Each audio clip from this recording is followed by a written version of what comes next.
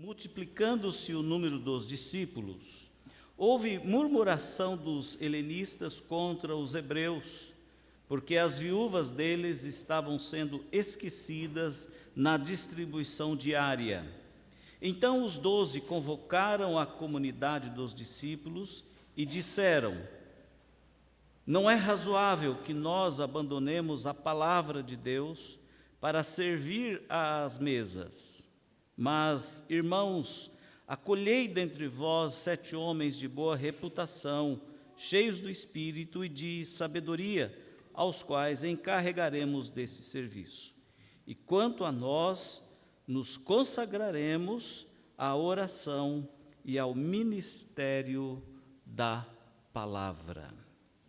Meus amados, quem tem frequentado os trabalhos matutinos, a nossa escola dominical, tem acompanhado a aula que é ministrada aqui no templo, cujo tema central é desigrejados.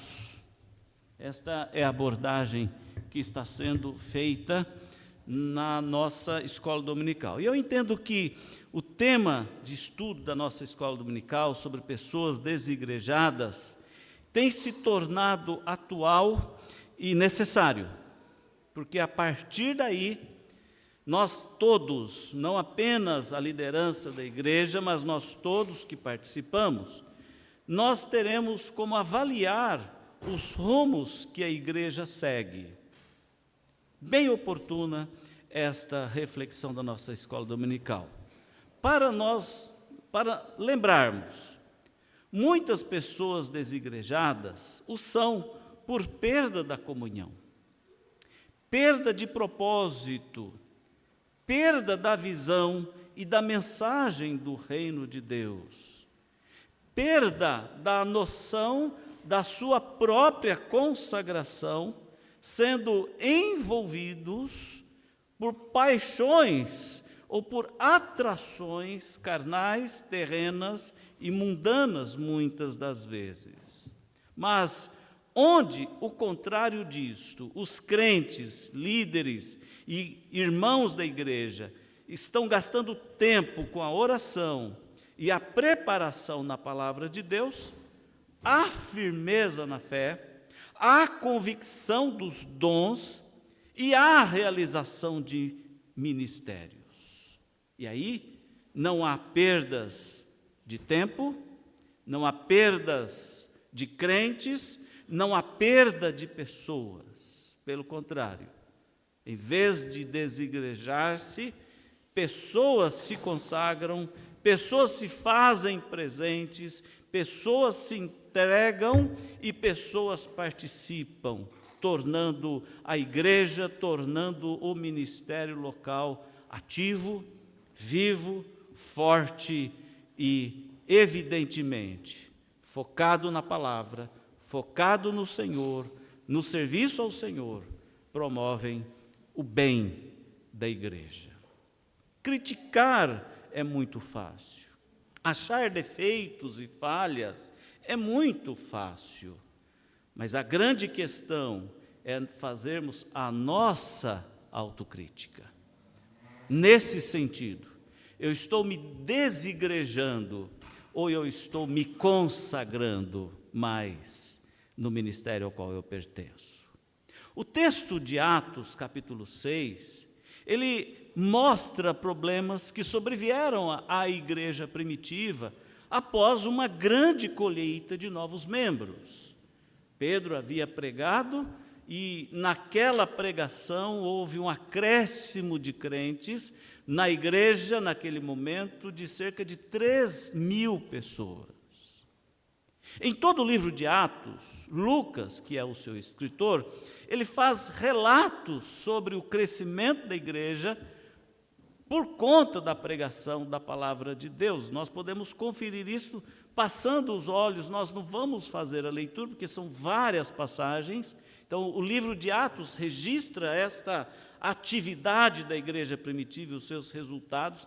Mas no capítulo 1, versículo 15, por exemplo, dá para lermos estes primeiros versículos. Atos 1:15, nós lemos o seguinte: Naqueles dias, levantou-se Pedro no meio dos irmãos. Ora, compunha-se a assembleia de umas 120 pessoas. Uma igreja do porte da nossa, a nossa um pouquinho maior. Irmãos, convinha que se cumprisse a Escritura pelo Espírito Santo. E aí Pedro prega a palavra de Deus. Então levantou-se Pedro para pregar a palavra de Deus. E assim várias outras passagens objetivas do livro de Atos, como capítulo 2, versículo 41, capítulo 4, versículo 4, capítulo 5, versículo 14, capítulo 6, versículo 7, 9, versículo 31, 12, versículo 24, 16, versículo 5, 19, versículo 20 e capítulo 28, versículo 30. E o que movia estas pessoas não era sentimentos ou atitudes separatistas de críticas para achar defeitos nos crentes, defeitos no comportamento, na atitude, mas o que movia esses movimentos era a pregação da palavra de Deus. E a pregação da palavra de Deus trazia resultados. Lucas ainda enfatiza a conversão não só de pessoas do povo, pessoas comuns, mas a conversão até de sacerdotes, que compreendiam o ensino dos apóstolos quanto ao sacrifício substitutivo de Cristo, o qual tornou desnecessário outro tipo de sacrifício. Porque os sacerdotes, eles se ocupavam da realização desses sacrifícios. E agora, com a pregação, como era algo evidente, algo forte, algo intenso, eles também são convertidos. E há uma conversão de vários líderes, vários sacerdotes. Daí a origem da Epístola aos Hebreus, por exemplo, capítulo 8, versículo 13, e capítulo 10, de 1 a 4 e 11 a 14. Quando falam sobre o sacrifício feito de uma vez por todas, chamando, identificando Cristo como o sumo sacerdote para sempre. A pregação da palavra, o mover do Espírito Santo, fizeram com que pessoas passassem a obedecer de bom coração aos princípios do Evangelho da graça de Deus. Se pudemos definir como a igreja primitiva se movia, é exatamente nesses termos que eu acabei de dizer. E sequencialmente, com o crescimento, com as conversões, imagine chegando 3.000 membros num grupo de 120. Eram 120, não diz lá o texto? Quando Pedro se levantou, e de repente chegam 3.000 convertidos. Aquilo causa um enfraquecimento no ministério. Houve uma grande divisão na igreja de Jerusalém. E o capítulo 6 descreve isso. Que tipo de divisão foi essa? Além de algumas pessoas reclamarem, provavelmente entre os novos convertidos, o que vinha roubar a paz e prejudicava a autoridade espiritual da comunidade, haviam de fato pessoas necessitadas, porque a proposta da igreja naquele momento era o compartilhamento para a subsistência dos convertidos dos alimentos, o compartilhamento de moradias, o compartilhamento das necessidades, daquilo que eles tinham para a subsistência dos seus membros. O texto de Atos relata que eles vendiam o que tinham, né, e eles repartiam com os demais aqueles que não tinham. Por isso não haviam necessitados entre eles. Mas agora, com o crescimento da igreja, passa a ter necessitados. E isso causa uma certa divisão na igreja. Então, o problema central era que os apóstolos estavam tão ocupados agora, servindo às mesas, correndo atrás do feijão com arroz, que não conseguiam focar na oração, na adoração e no ministério da pregação. Versículo 4 do capítulo 6. E a solução do problema ocorreu quando os apóstolos ajustaram as suas prioridades e recrutaram novos obreiros. Daí houve paz e as bênçãos voltaram a fluir. A igreja passou a ter novamente o seu caminhar pacífico, benfazejo e abençoador para seus membros. Assim, meus amados, como nós identificamos na igreja apostólica, na igreja primitiva, numa igreja sempre há necessidade de se verificar as prioridades. E isto deve estar correlacionado à expansão do reino, à pregação do evangelho principalmente. A prioridade da igreja, qual é? No seu ponto de vista, nesta rápida análise que nós fizemos do livro de Atos, especialmente no capítulo 6, para você, qual deve ser a prioridade da igreja? Irmãos, a prioridade da igreja deve ser pregar a palavra de Deus. Essa é a prioridade. Nós fomos constituídos, nós somos levantados, nós somos formados, nós somos instituídos para isso. Os tempos mudaram muito dos dias de Atos para os dias atuais. São cerca de 2000 anos que nos separam. A proposta da igreja naquele momento era uma proposta que hoje não cabe mais, no que diz respeito à cultura organizacional. Se eu falar aqui, olha, a partir de hoje está decretado por mim, pastor dessa igreja, que todo mundo aqui vai ter que vender carro, casa, vai ter que vender os bens que possui, as joias, tudo, e repartir com quem não tem. Garanto que não fica um membro aqui na igreja. Primeiro vão tentar me expulsar daqui, porque esse pastor enlouqueceu. Se não conseguirem, bom, se o pastor não sai, saio eu. Porque isso é uma loucura. Mas naquela época eles viveram esta loucura, uma comunidade utópica, muito diferente da comunidade de hoje. Hoje nós trabalhamos. Hoje nós participamos de uma sociedade democrática, uma sociedade capitalista, uma sociedade de produção, uma sociedade de trabalho e salário, onde nós nos sustentamos e repartimos também, sendo dizimistas e colaborando muitas vezes e doando, ajudando quem tem necessidade. Seja essa a nossa cultura, ou seja, aquela cultura do livro de Atos, da igreja primitiva, a prioridade não pode ser modificada. A prioridade é pregar a palavra. Assim como Paulo, assim como os apóstolos, assim como Pedro, que nesse momento é o grande líder, e os demais apóstolos, e posteriormente Paulo, que vem fazer parte do grupo dos apóstolos, eles se consagraram a quê? A devoção, a vida cristã, a oração e a pregação da palavra de Deus. Essa utopia de uma igreja onde eles eram uma comunidade autossustentável materialmente e financeiramente falando, com o passar do tempo ela se perdeu. E a igreja passou a viver algo que já caminha para aquilo que nós somos hoje. Logo no primeiro século, isso já se desfaz, vai se diminuindo, vai se esvanecendo. Terceiro século já é outra história e por aí adiante. A sociedade se modernizou e se transformou.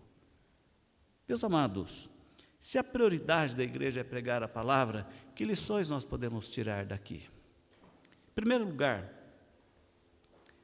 a palavra de Deus, a Bíblia nos ensina que a liderança da igreja local precisa manter a palavra de Deus viva e não subestimá-la como se ocupando com ações, apesar de importantes que são, essas demais ações são secundárias.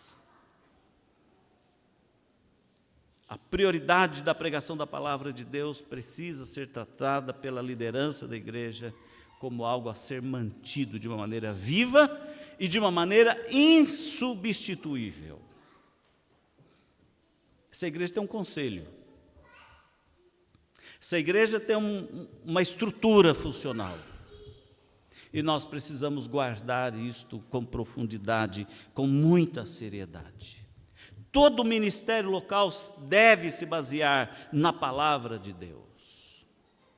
Enquanto cantamos a palavra na adoração, enquanto ensinamos e pregamos a palavra, a sua verdade e vitalidade precisam avançar a partir de nós e crescer dentro de nós. A letra da música cantada, a pregação aqui feita, o ensino sempre centrado naquilo que é a palavra de Deus. Se a igreja deixar de fazer isso, se a igreja deixar de se ocupar com isto, se a liderança da igreja deixar de se ocupar com isto, a igreja vai perder o seu rumo.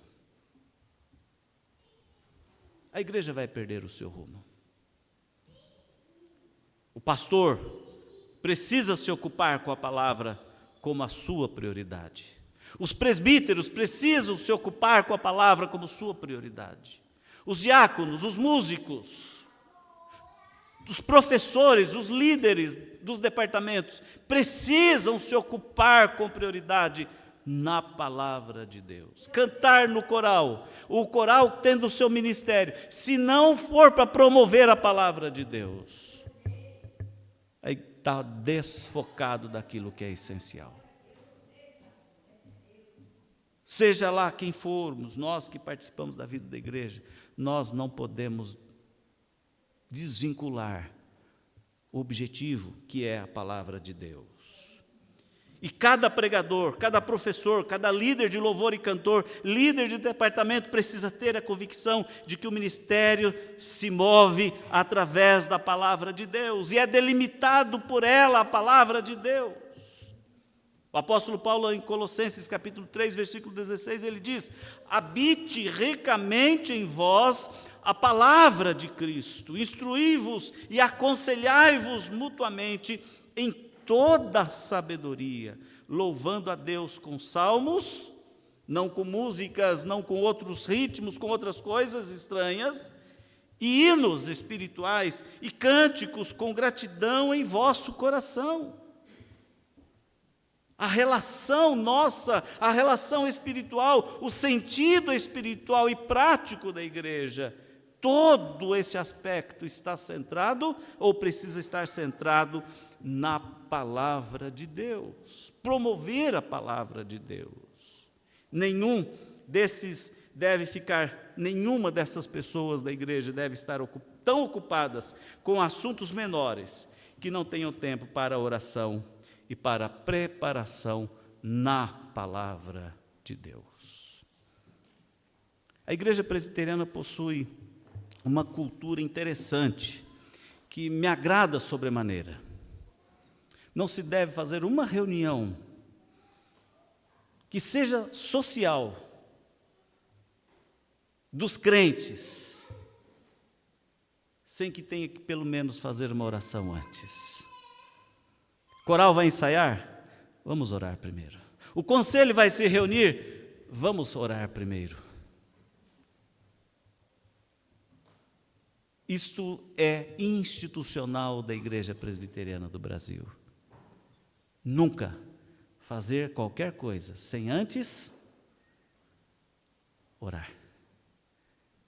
Sem fazer a devocional. Sem ter um momento com Deus.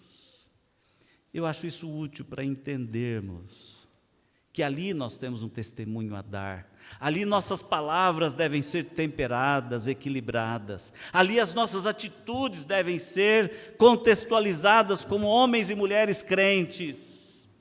As nossas ideias, os nossos sentimentos, os nossos envolvimentos. Repare bem, quando em nossas reuniões nós nos esquecemos da oração que fizemos, do texto bíblico que foi lido, e nós nos aquecemos com as nossas emoções desequilibradas e as nossas falas pesadas, nós nos encrencamos falamos o que não devia ser dito, decidimos e tomamos com decisões erradas, que não promovem o bem da igreja e nem o bem do evangelho. É isso, tem um diagnóstico.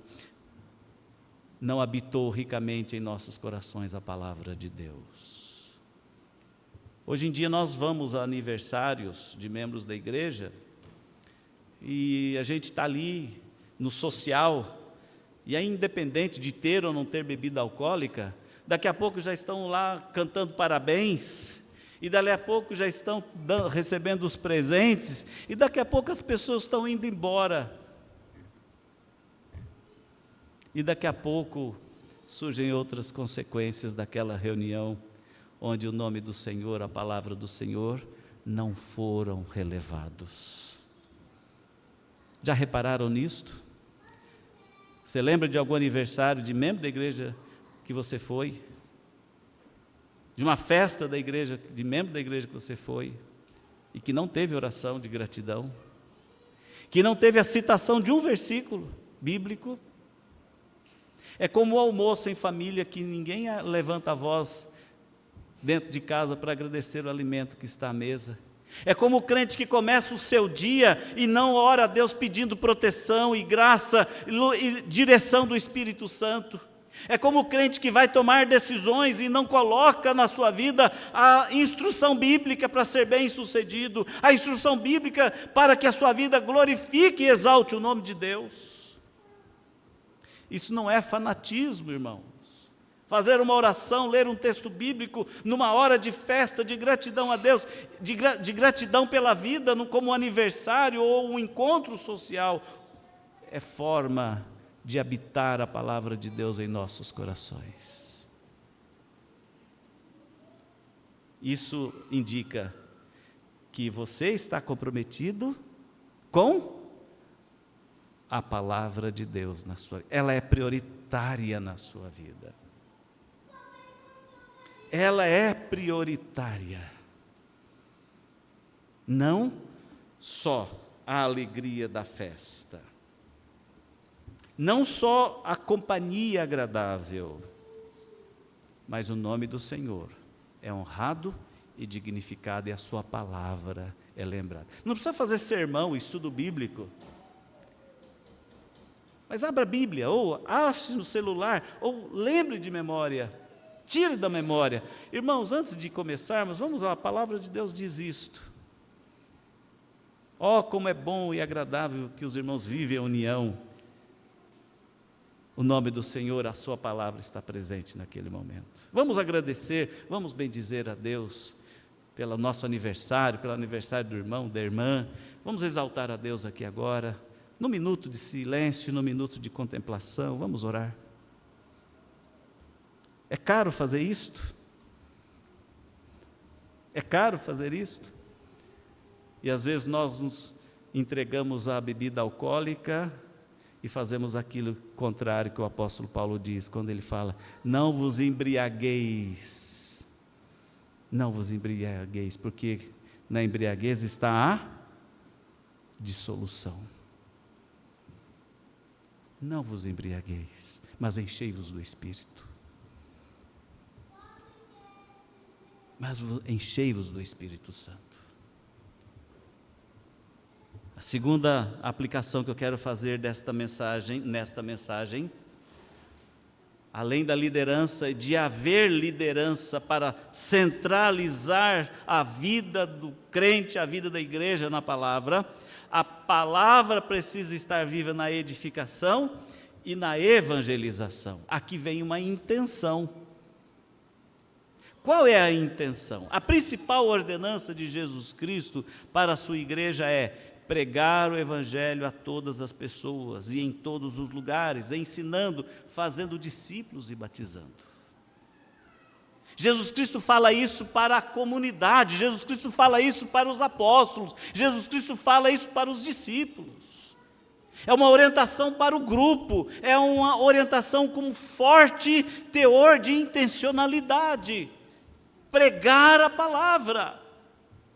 O apóstolo Paulo, ciente desta prerrogativa ministerial, escreveu na segunda epístola aos Tessalonicenses, capítulo 3, versículo 1.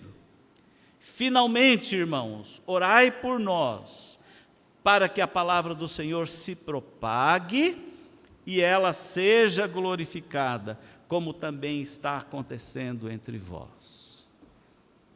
O apóstolo Paulo recomenda: orai por nós para que a palavra do Senhor se propague. Ele também escreveu a Timóteo, lembrando de que, embora ele mesmo estivesse preso e algemado, a palavra de Deus não estava algemada. Abra a segunda epístola de Paulo a Timóteo, capítulo 2, versículo 9. A palavra não estava algemada e poderia prosseguir, seguir adiante quanto à sua relevância na vida das pessoas, de testemunho em testemunho, para dar frutos. Em certo momento, Paulo diz a Timóteo: pregue a palavra, Timóteo, seja diligente, pregue a palavra. Seja oportuno ou não, pregue a palavra. Isso quer dizer que ela precisa estar viva para a edificação, para a evangelização. Conversando com um colega meu, pastor, que esteve participando de um momento histórico na Igreja Presbiteriana, como representante da Igreja Presbiteriana do Brasil, na Igreja Presbiteriana Escocesa, de onde foram mandados, há séculos atrás, inúmeros missionários para o mundo todo. Inúmeros, muitos missionários para pregar a palavra de Deus. E ele relata que a participação dele naquela assembleia causou-lhe terrível espanto. Pastores que não creem na existência de Deus, pastores que não creem na palavra de Deus, pastores que vivem do ministério, são líderes das igrejas, presbíteros e várias instituições missionárias ligadas àquela igreja, repleta de gente incrédula. E ele disse assim: aquela assembleia durou horas de um dia, falaram de tudo. Foi lido um versículo bíblico que sequer foi comentado, mas falaram sobre a ordenação de homossexuais ao ministério, que foi aprovado pela Assembleia. Falaram sobre diversos outros assuntos sociais, em consonância com o mundo moderno, decisões tomadas para que a igreja venha concordar e não seja politicamente criticada. Mas não falaram da vivacidade e do poder da palavra de Deus em momento algum. Imagina, pastor que não crê na palavra, pastor que não crê na Trindade, que não crê em Deus, pastor filósofo, pastor teólogo filósofo, pastor teólogo psicólogo, pastor teólogo social, pastor, mas que não mantém a palavra viva, que não evangeliza esta palavra, que não edifica na palavra. Meus amados, todos nós, como cristãos, precisamos dedicar oração e apoio a pessoas e a ministérios que levam a palavra, que pregam a palavra. Precisamos nos envolver com a obra missionária. Mas onde podemos ir? Aonde podemos ir? A responsabilidade ela é pessoal e ela é intransferível. É dever da igreja manter e sustentar com qualidade a vida dos seus pregadores. Os recursos da igreja não são para serem guardados, são para serem usados desde o sustento e proventos pastorais, como para aplicação em materiais e condições de todas as formas para apoio e para a realização da evangelização. Dizem os principais missiólogos e missionários, e cultura missionária, exatamente se movendo dentro dessa perspectiva. A fim de quê? de que o Evangelho seja para a edificação dos crentes e seja para a evangelização e alcance das pessoas. O exemplo da igreja primitiva é latente. Enquanto os apóstolos se ocuparam com a mesa, com os alimentos, com a distribuição dos bens materiais entre eles, a pregação do Evangelho foi deixada de lado. A vida de oração foi deixada de lado.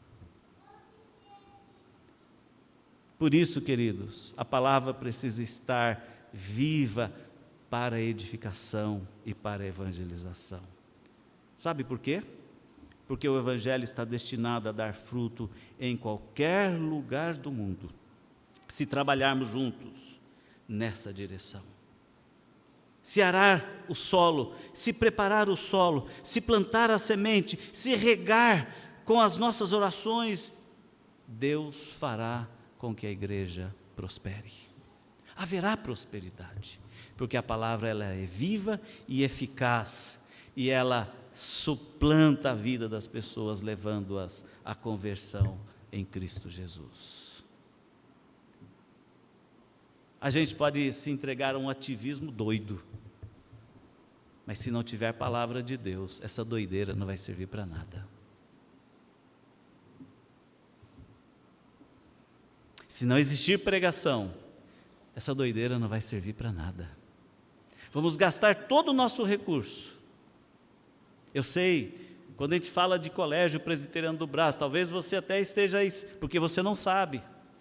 E se não souber, se não sabe, você vai ficar sabendo. Diariamente a palavra de Deus e a oração são exercitados com as nossas crianças. E aí cumprimos a lei de diretriz e básica da educação, a LDB, para cumprir o nosso processo pedagógico. Tudo conforme a lei possibilita. O Colégio Presbiteriano do Brás, ele é confessional. Então, se você não sabe, o Colégio Presbiteriano do Brás ocupa uma importante faixa da evangelização da obra missionária através da Igreja Presbiteriana do Brás. Qualquer um que matricular seu filho na escola sabe que na nossa escola a palavra de Deus e a oração são fundamentais. Quando um aluno se forma, ele recebe um exemplar da Bíblia. Quando o aluno pede transferência para outra escola, ele leva uma Bíblia de presente. Quando os pais chegam na escola passando por necessidades espirituais, há um atendimento pastoral, há um atendimento no gabinete, há um atendimento e a palavra e a oração, quando os pais aceitam, são evidentes e presentes na vida das pessoas. E muitos levam o exemplar da Bíblia para casa. Irmãos, nós precisamos ter esse discernimento. A palavra precisa estar viva na edificação e na evangelização. Caso contrário, aconselhamentos, ativismos e envolvimentos sociais, quaisquer que sejam, ainda que sejam importantes, perdem a sua relevância quando feitos através da igreja. Eu vejo com muita clareza, num país como o nosso, onde existe vale leite, existe vale isso, vale aquilo, onde existe albergues, onde existe medicina gratuita, onde existe remédio gratuito, onde existe alimento gratuito, onde existe um monte de assistência. Nós devíamos aproveitar isto para abençoar vidas que necessitam desses cuidados, mas sobretudo nós precisamos aproveitar isto para pregar o Evangelho com prioridade. Eu já fui pastor em favela, como se diz, em comunidades carentes. Já entrei muitas vezes em favelas onde pisava em esgoto, onde entrava em casas em cima de riachos, baratas, ratos andando naquele meio de pessoas.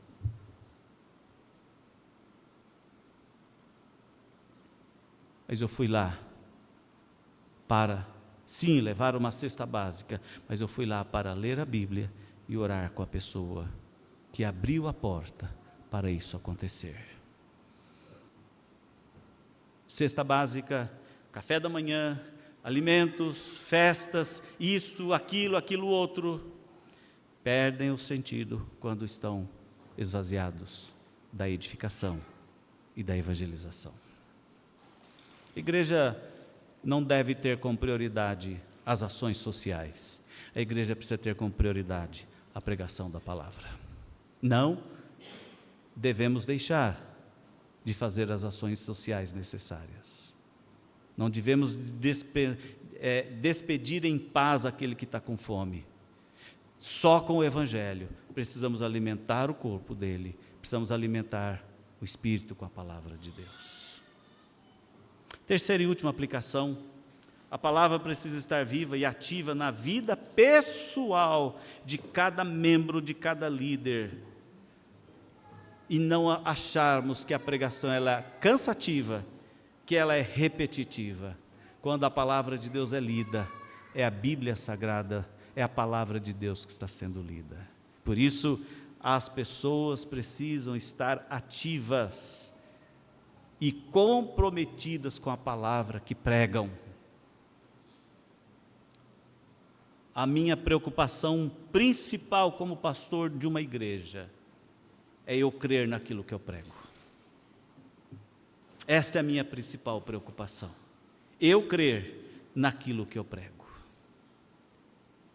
E, sendo necessário, procurar corrigir a minha vida de acordo com aquilo que eu estou pregando. É fácil? Não, não é fácil. Não é fácil. Todos nós precisamos dar atenção para isso, irmãos.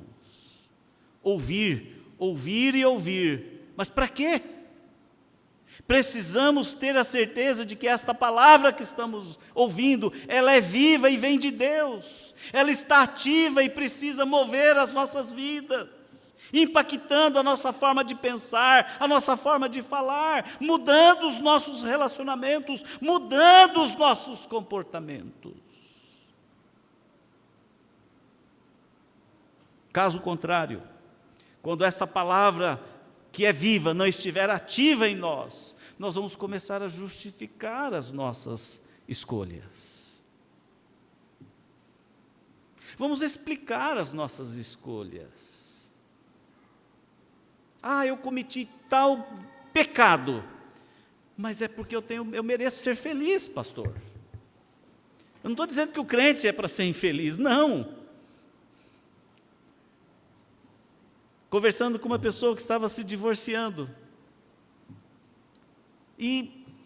Mas espera aí, a palavra de Deus diz isto, olha o ensino bíblico que diz.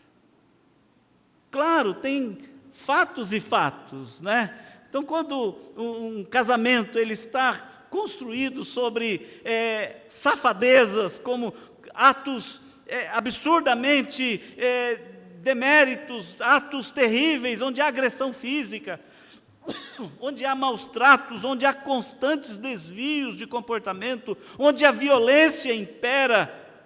Imagine um casal vivendo onde uma pessoa encosta a arma na cabeça da outra, entre o casal, para conseguir realizar algumas. Imagina um casal vivendo desse modo. Não faz sentido, obviamente. Agora imagine um divórcio, uma separação, quando se desconsidera a vivacidade da palavra de Deus. Quando a palavra de Deus é esvaziada, ela é rejeitada.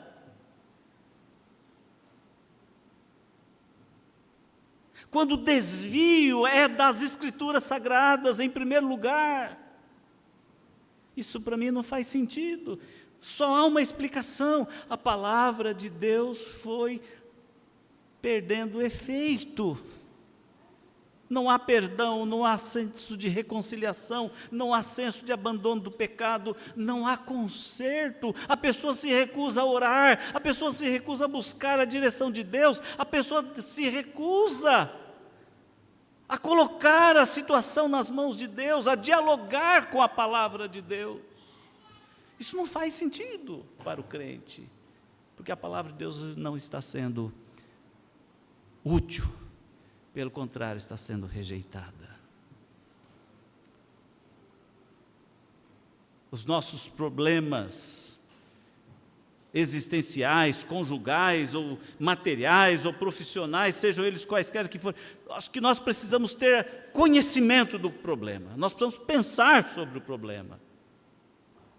O enguiço lá no casamento está grande, então vamos pensar por que está enguiçado o casamento. A vida profissional está uma desgraça de ruim, por que está uma desgraça de ruim? E assim cada problema que surgir. Mas após compreender o problema, vamos ver o que a palavra de Deus diz sobre isso, antes que seja tarde demais. Vamos nos submeter à palavra de Deus. Vamos buscar a palavra de Deus. Irmãos, a palavra precisa estar viva e ativa na vida de cada um de nós. Não é para amortecermos, não é para mortificarmos a palavra, é para mortificarmos os feitos do corpo, da mente que procura incessantemente, muitas vezes, se desviar dos caminhos de Deus. O salmista, ele orava: cria em mim, ó Deus, um coração puro e renova dentro de mim o espírito. Torna-me dar a alegria da tua salvação. Isso quer dizer que a palavra de Deus ela é viva e é eficaz e atende às necessidades para a transformação de vidas. Na primeira epístola aos Tessalonicenses, capítulo 2, versículo 13, nós lemos: outra razão ainda temos nós para incessantemente dar graças a Deus.